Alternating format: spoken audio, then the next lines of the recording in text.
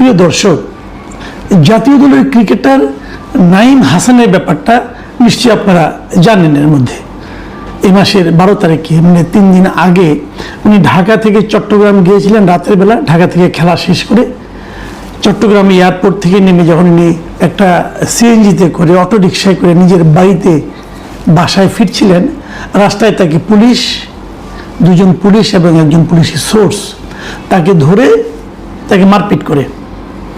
এবং সে কি ভয়ঙ্কর বর্ণনা, এরই মধ্যে আপনারা জানেন। পুলিশ তাকে অন্য একটা গাড়িতে উঠে পুলিশ তার গলা চেপে ধরে, নানা রকম কথা।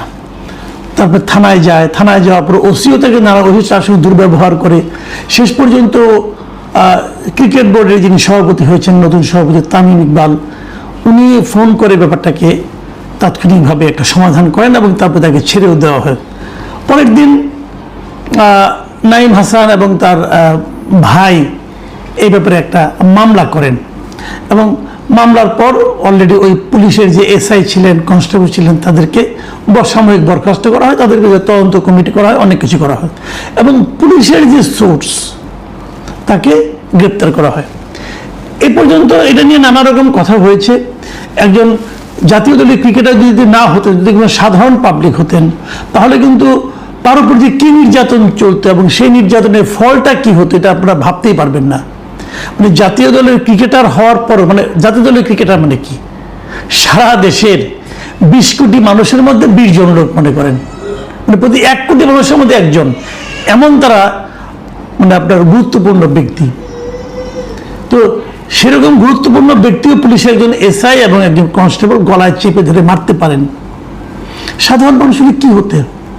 এবং সে বারবার তার পরিচয় দেওয়ার পরও তারপরও তাকে কিন্তু তার সঙ্গে কিন্তু যতক্ষণ পর্যন্ত ক্রিকেট বোর্ড থেকে ফোন না গিয়েছিল, যতক্ষণ পর্যন্ত তামিম ইকবাল থেকে ফোন না করে তার পরিচয়টা কনফার্ম না করেছেন, ততক্ষণ পর্যন্ত কিন্তু তার উপর অত্যাচার কমেনি। এবং উনি তার পরিচয়পত্র দেখিয়েছেন, আইডি দেখিয়েছেন, নিজে পরিচয় দিয়েছেন, তবুও পুলিশ কিন্তু তার প্রতি মিনিমাম মানে অত্যাচার কমায়নি। দেখুন, এখানে সদয় হওয়ার কোনো ব্যাপার নয়। যদি নাঈম হাসান না হয়, একটা সাধারণ মানুষ হতো, সাধারণ নাগরিক হতো, তারও কিন্তু এতটুকু অধিকার আছে যে পুলিশ তার সঙ্গে দুর্ব্যবহার করবে না। কিন্তু আমাদের পুলিশ সেই দুর্ব্যবহারটাকে স্বাভাবিক করে নিয়েছে। এটাকে আইনের শাসন। আমি এই প্রসঙ্গে আমি একটা উদাহরণ হিসেবে গ্রহণ করলাম এবং এই উদাহরণের পরবর্তী ধাপগুলো আমি এখন বলতে যাচ্ছি, আপনারা শুনেন। 2 জনকে যে চাকরি করতো তাদেরকে আপনি সাময়িক বরখাস্ত করেছেন, তাদের বিরুদ্ধে ইনকোয়ারি কমিটি করবেন, কি হবে না হবে তার বিরুদ্ধে অ্যাকশনে যাবেন আপনি। পুলিশের যে সোর্স ছিল তাকে আপনার গ্রেফতার করেছেন, খুব ভালো করেছেন। এখন তাকে আপনি গ্রেফতার করেছেন কোন অপরাধে? এবার শুনুন আসল নাটকটা। তাকে গ্রেফতার করা হয়েছে জুলাই আন্দোলনের একটা মামলায়। মানে 2024-এ যে জুলাই আন্দোলনটা হয়েছিল, তখন পুলিশ লাইন্সে হামলা এবং লুটপাটের মামলায় এই পুলিশের এই সোর্স সোহেল, একে গ্রেপ্তার করা হয়েছে।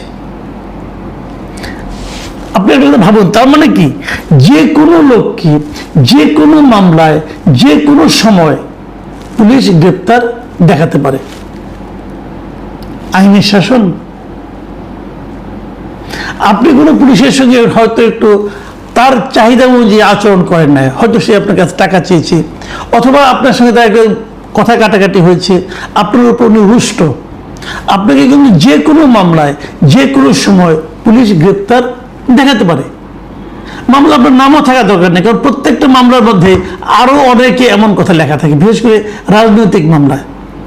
জুলাই আন্দোলনের সময় অনেক হত্যাকাণ্ড নিয়ে অনেক রাজনৈতিক মামলা হয়েছে এবং যে কোনো মামলায় আপনাকে যে কোনো সময় তারা গ্রেপ্তার দেখাই দিতে পারে।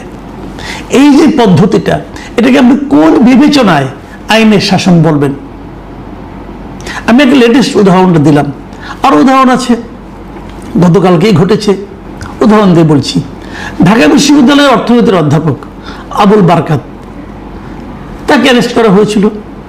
উনি জনতা ব্যাংকের যখন চেয়ারম্যান ছিলেন, তখন উনি ওনার মাধ্যমে কিছু ঋণ দেওয়া হয়েছিল, যেগুলি পরে ঋণ খেলাপি হয়েছিল এবং আমি ধরে নিলাম লুটপাট। ওই মামলায় তাকে আপনার অ্যারেস্ট করেছেন বেশ অনেক দিন, 1 দিন 2 দিন না, প্রায় 1 বছর তো হয়ে গেল ওনার অ্যারেস্টের। ওনাকে আটক রেখেছেন। আর রাখার পর তারপর কি হলো? তারপর যখন তার সমস্ত মামলা, তাকে যখন জামিন দেওয়া হলো, মামলার সময় শেষে যখন তাকে জামিন দেওয়া হলো, জামিনের আদেশ যখন নাকি আদালতে গেল, তারা আটকে রেখেছে যে ওনার নামে আরো মামলা করা হবে, ওয়েট করেন। এবং তারপরে তাকে আরেকটা, এই বৈষম্যবিরোধী আন্দোলনের সময় আব্দুল ওয়াদুদ নামে এক ভদ্রলোক নিহত হয়েছিল নিউ মার্কেট থানা এলাকায়, সেই মামলায় ওনাকে আবার অ্যারেস্ট দেখানো হলো। একটা কথা ভাবুন, এটা হলো হত্যা মামলা, তার মানে এটা বড় অপরাধ। এর আগে ছিল ব্যাংকের মামলা, ধরলাম এটা ছোট অপরাধ। তো বড় অপরাধ থাকতে আপনি ছোট অপরাধে তাকে ধরলেন, একদিন আটক রাখলেন, রেখে যখন তার ছেড়ে দেওয়ার সময় হয়েছে, যখন আদালত তাকে জামিন দিয়েছে, তখন আপনি একটা হত্যা মামলা দেখিয়ে ওনাকে আবার অ্যারেস্ট দেখালেন, জেল কেট দিয়ে উনি আবার জেলে ঢুকে গেলেন। আইনের শাসন হচ্ছে, এই নিয়মগুলো কিন্তু আগের গভর্নমেন্টরা বলেছিল, তো সেটাই তো চালাচ্ছেন আপনারা। আমি বিএনপি সরকারকে বলছি, বিএনপির স্বরাষ্ট্রমন্ত্রীকে বলছি, আপনারা সেটাই চালাচ্ছেন রে ভাই। যে জিনিস হাসিনা চালাতো আপনারা সেটাই চালাচ্ছেন। ওই ঘটনার জন্য যদি আমরা হাসিনাকে সমালোচনা করি, আমরা আপনাকে প্রশংসা করব কোন বিবেচনায়? দেখুন, আরেকটা কথা বলি, এই মাই টিভির যিনি মালিক আছেন নাসিরুদ্দিন সাথী এবং তার ছেলে, উনি একজন কন্টেন্ট ক্রিয়েটর তৌহিদ আফ্রিদি, এদেরকে আপনারা গ্রেপ্তার করেছিলেন জুলাই আন্দোলনের সময়। ঠিক আছে, তারা গ্রেপ্তার হওয়ার পর গত বছরের 24শে আগস্ট তাকে গ্রেপ্তার করেছেন, 25-এর। এই 24শে আগস্টে গ্রেপ্তারের পর জামিন হয়েছে, এবং জামিন হওয়ার পরেও তাকে কিন্তু ছাড়া হয়নি। এবং আজকে তাকে আবার আরেকটা প্রতারণা মামলায় তৌহিদ আফ্রিদিকে আপনি গ্রেপ্তার দেখিয়ে দিয়েছেন। তৌহিদ আফ্রিদি ইয়াং ছেলে, একটা কন্টেন্ট ক্রিয়েট করে ইউটিউবে, তাকে সবাই চিনে। এই ছেলেটাকে প্রতারণা, মানে মুদ্রা কথা হলো ওকে আমি বিরতি দেবো না। কেন বিরতি দেবেন না? কি সমস্যাটা কি? তার বিরুদ্ধে এই মামলা আগে কোথায় ছিল? যখনই আরেকটা মামলা উনি জামিন পেয়ে যাচ্ছেন, ঠিক তখনই আপনাকে নতুন একটা মামলার জন্ম দিতে হচ্ছে কেন? নতুন একটা মামলা তাকে আসামি দেখাতে হচ্ছে কেন? অনেক সময় এমনও হচ্ছে, আপনি রাখেন 2টা দিন দাঁড়ান, একটা মামলা আসতেছে, মানে মামলা একটা সাজাচ্ছে, সাজিয়ে নিয়ে তাকে যাচ্ছে। পৃথিবীর কোনো দেশে, যে কোনো সভ্য দেশে যদি এই ঘটনার কথা আপনি বলেন, তারা কি এই ঘটনাকে কোনো আইনের শাসন বলবে? আমাদের প্রধানমন্ত্রী বারবার বলেন যে উনি আইনের শাসন চান, আর আমি ওনাকেই বলি, আপনি তো দীর্ঘ কয়েক বছর ইংল্যান্ডে ছিলেন, দেখে এসেছেন এরকম ভাবে হয়। তাহলে আপনার সরকার এই সমস্ত ঘটনা ঘটতে দিচ্ছে কেন? আবুল বারকাত ইউনিভার্সিটি, ঢাকা ইউনিভার্সিটির একজন প্রফেসর, ওনার যদি কোনো অন্যায় থাকে, কোনো অপরাধ থাকে, ঠিক আছে, আপনারা বিচার করেন, সমস্যা তো নাই কোনো। তো বিচার চললে উনি জেলখানা থেকে বেরোতে পারবেন না। বিচার চলাকালীন যদি আদালত মনে করে ওনাকে জামিন দেওয়া যাবে, আদালত জামিন দিয়েও দিয়েছে, সেই মামলা তাকে আবার নতুন একটা মামলায় জেলখানায় আটকে রাখতে হবে কেন? এর মাধ্যমে কি প্রমাণ হয় যে সরকার আসলে তাকে আটকে রেখে শাস্তি দিয়ে যাচ্ছে? হয়তো দেখা যাবে এক সময় এই মামলায় খালাসও পেয়ে যাবেন, কারণ বোঝাই যাচ্ছে আব্দুল ওয়াদুদের হত্যা মামলা, যে মামলায় শেখ হাসিনা আসামি, যে মামলায় তৎকালীন স্বরাষ্ট্রমন্ত্রী আসামি, সেই মামলা আবুল বারকাত সাহেবের কি সংযোগী থাকতে পারে? ভাই, মানুষ এগুলো বোঝে না, মানুষ কিন্তু বোঝে এবং আপনাদের কর্মকাণ্ডকে মূল্যায়ন করে।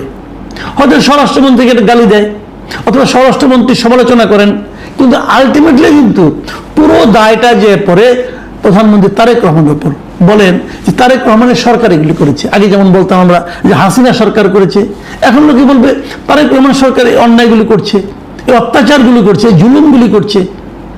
দেখেন, ABM খায়রুল হক সাবেক প্রধান বিচারপতি, আমি ওনাকে বাংলাদেশের গণতন্ত্র হত্যার জন্য ওনাকে আমি দায়ী করি। আমি মনে করি উনি তত্ত্বাবধায়ক সরকারের পদ্ধতিটাকে বাতিল করে দিয়েছিলেন, আমি মনে করি উনি অন্যায় করেছিলেন। এটা আমার পার্সোনাল অপিনিয়ন, এই জন্য ওনার শাস্তি হওয়া উচিত। কিন্তু ওনার বিরুদ্ধে কি কি মামলা হয়েছে? হত্যা মামলা, এই মামলা টিকবে। একবার জামিন হয়েছে, আবার তাকে শুনানি দেখানো হয়েছে আরেক মামলায়। এরকম কাকে দেখানো হয়নি? অনেকে শেষ পর্যন্ত জামিন পেয়েছেন, কিন্তু তাকে 2-3 বার কিন্তু শুনানি দেখে আবার দ্বিতীয়বার ঢুকিয়ে দেওয়া হয়েছে। আমি জানি যে অভিনেত্রী শমী কায়সার একজন, ওনারও একই রকম, একবার জামিন হয়েছে, আবার আরেক মামলার পরে ঢুকে দেওয়া শেষ মুহূর্তে। সিলেটের হায়াত আইভি, তার বিরুদ্ধে 12টা মামলা করেছেন আপনারা। একটা করে মামলা জামিন হয়, আবার যখন বেরোতে যায় আরেক মামলায় শোন অ্যারেস্ট। কতবার যেরকম হয়েছে ঘটনাগুলো। তো শেষ পর্যন্ত মুক্তি পেয়েছেন, শেষ পর্যন্ত শ্রমিক হাসানও মুক্তি পেয়েছেন, অনেক কিছু হয়েছে। কিন্তু আমার কথাটা হলো কি, এই যে বারবার আপনারা আটকেছেন, অনেকে এরকম বলে যে জামিন, আদালত জামিন দেওয়ার কিন্তু মানে কিন্তু নিশ্চিত না যে আপনি জেলখানা থেকে বেরোতে পারবেন। 4-5টা জায়গায় যাবে, পুলিশের বিভিন্ন সোর্সের কাছে যাবে, পুলিশের বিভিন্ন বিভাগের কাছে যাবে, তারা যখন বলবে না তাকে দেওয়া যাবে না, তাহলে আরো কিছুদিন আটকে রাখা দরকার, তখন তাকে আবার কিছুদিন আটকে রাখবে। এই প্রক্রিয়াগুলির মাধ্যমে আসলে আমি জানতে চাই সরকার কি প্রমাণ করতে চায়। সরকার প্রমাণ করতে চায় যে তারা যা বলবে সেটাই হবে।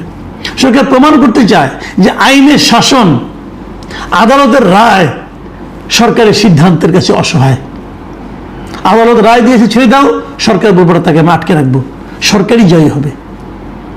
যদি আদালত এবং সরকারের মধ্যে এই সম্পর্ক থাকে, যদি আদালতের উপর নির্বাহী বিভাগের প্রভাব জয়ী হয় আদালতের সিদ্ধান্তের বিরুদ্ধে, তাহলে বলতে হবে সে দেশে আর যাই হোক আইনের শাসন কায়েম হয়নি। তখন যখন সেই সরকার বলে যে আমরা আইনের শাসন কায়েম করতে চাই, তখন আপনি বুঝবেন তারা আসলে বাগাড়ম্বর করছেন, তারা আন্তরিক নন। আমরা তো এই সরকার সম্পর্কে এ ধরনের ভাবনা ভাবতে চাই না, এ ধরনের ভাবনা আমাদের মনে জায়গা দিতে চাই না। তাহলে কেন তারা এমন করছেন? আমি মনে করি এই সমস্ত লোকদের ক্ষেত্রে আদালতের রায় চূড়ান্ত হওয়া উচিত। প্রিয় দর্শক, এখন এই পর্যন্তই।